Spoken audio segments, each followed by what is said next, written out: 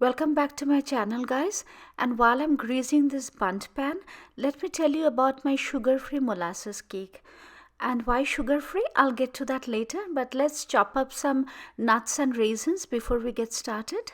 And do you know that the average American has about 22 tablespoons of sugar, while dietary guidelines cut us off at exactly 6.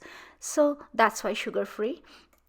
You don't have to choose obesity over sweetness because there is another way of making cakes and sweet desserts.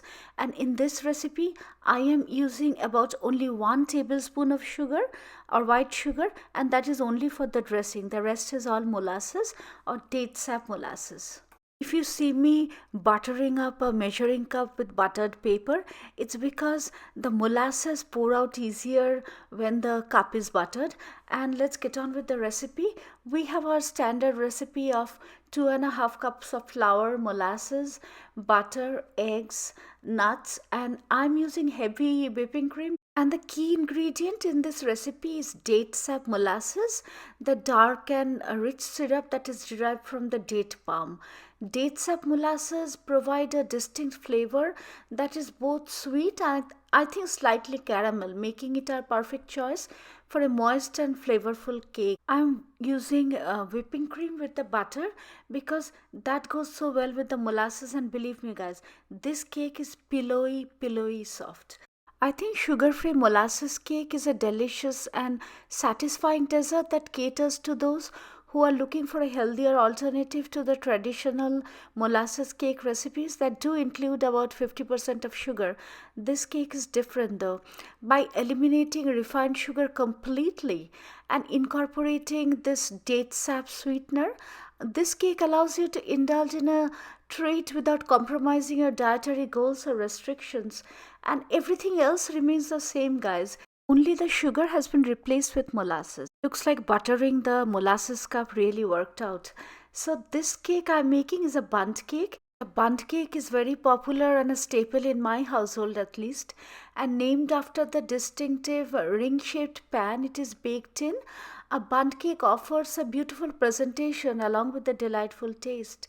It is known for its moist and tender structure, and the texture is often enhanced with the various flavors and fillings. Now, bundt cakes have a rich history that dates back to the 1950s when the Nordic Ware Company introduced the bundt pan.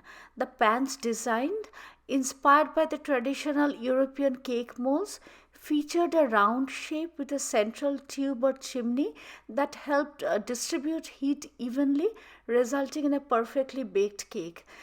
The popularity of the bundt cake skyrocketed in the 60s and 70s, particularly after a bundt cake won the 1966 Pillsbury Bake Off.